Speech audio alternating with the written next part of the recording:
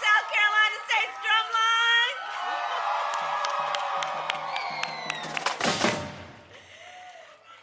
Good afternoon, everyone. Good afternoon. Can we please applaud Carrington for her inspiration, for her excellence, and thank you for that introduction. Thank you, thank you. And of course, it is good to be with so many extraordinary leaders, including Jamie Harrison. I want to thank him, a son of South Carolina, and the head of the National Democratic Party, and of course, Assistant Leader Jim Clyburn. Listen, I don't need to tell South Carolina what a powerful leader Jim Clyburn is, and he always speaks the truth with courage and with conviction, and he is truly one of the closest advisors and friends to President Joe Biden and me. Leader Clyburn, thank you for all you are and all you do. And it is so wonderful to be back in this beautiful state. This is my third trip to South Carolina just since the beginning of the year, and my ninth trip to the state as vice president. And of course, there were many trips that I have taken to be here and visit with you before. And in 2020, it was South Carolina that put President Joe Biden and me on the path to the White House. In 2020, in the height of an historic pandemic, in the midst of so much loss and uncertainty, the people of South Carolina showed up to vote. You convinced your friends and your family members and neighbors and co-workers of the power of their vote and the power they have when they show up to vote. And it is because of that work that Joe Biden is President of the United States, and I am the first woman and first black woman to be Vice President of the United States.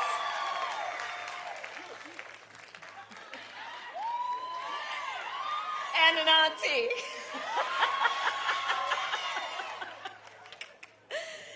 In 2020, you sent us to the White House because, frankly, we had some business to handle.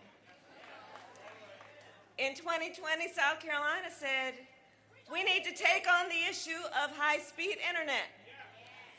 For years, I have spoken with leaders from Hemingway to Lower Richland to here in Orangeburg about the urgent need for high-speed internet, in particular for rural communities where students have had to go to the public library just to submit their homework on the Wi-Fi.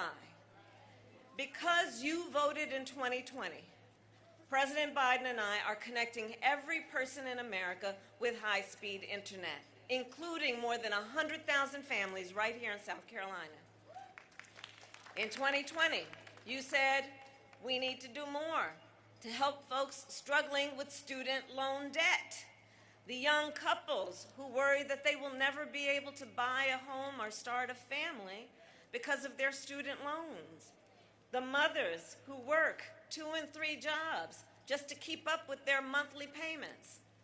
And so, because you voted in 2020, President Biden and I have canceled more than $136 billion in student loan debt for more than 3.5 million Americans.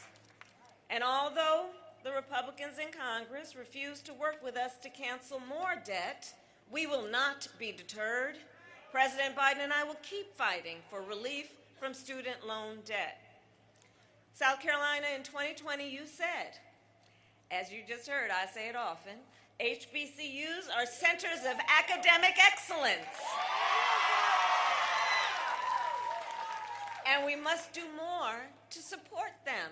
They don't have the kinds of endowments that some other schools have, although they produce leaders of our country and our world.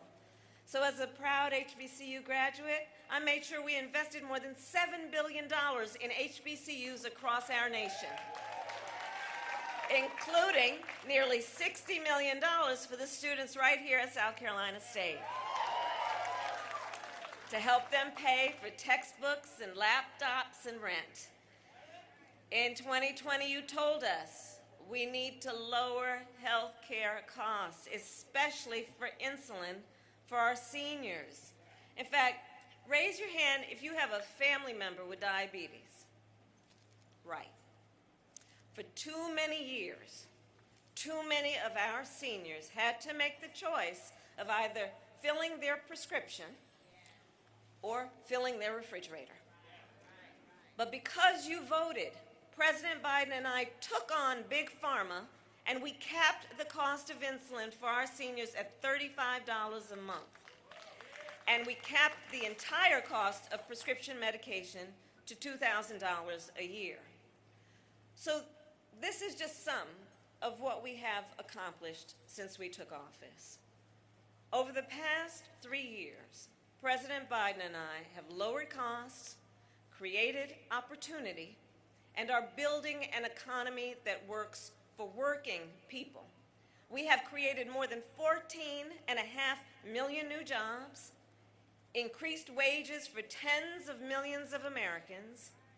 Today, consumer confidence is up, and consumer spending is an all-time high. And although we have more work to do, let us be clear, America's economy continues to be the strongest in the world. So it all comes down to this. President Biden and I are guided by a fundamental belief. We work for you, the American people, and every day we fight for you. Sadly, however, that is not true for everyone. Case in point, Donald Trump. Former President Trump has made clear time and time again, his fight is not for the people. He fights for himself. He openly talks about his intention to weaponize the Department of Justice. He openly says that he is, quote, proud that he overturned Roe v. Wade. Proud that he took the freedom of choice from millions of American women. For years, the former president has stoked the fires of hate and bigotry and racism and xenophobia for his own power and political gain. He accused immigrants of, quote, poisoning the blood of our country. And after neo-Nazis marched in Charlottesville, he said there were, quote, very fine people on both sides. The former president openly talks about his admiration for dictators and has vowed that he will be a dictator on day one. Understand what dictators do. Dictators put journalists in jail. Dictators suspend elections. Dictators take your rights. And as the great Maya Angelou once said, when someone tells you who they are, believe them the first time. Well, the former president has told us who he is. And it is on us, then, to recognize the profound threat he poses to our democracy and to our freedoms. And let us recognize there are extremists across our country who have been inspired, encouraged, and even cowered by the former president. In this moment, just look at states across our country where we witness a full-on attack on hard-fought, hard-won freedoms and rights.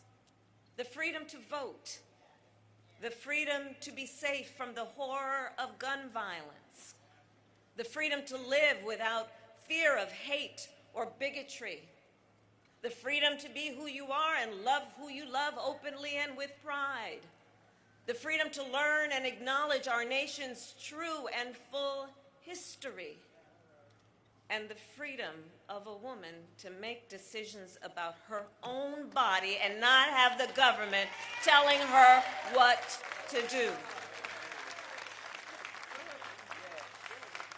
And on that point, I know all of us are clear.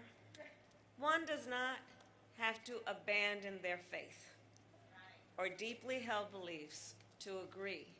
The government should not be telling her what to do with her body.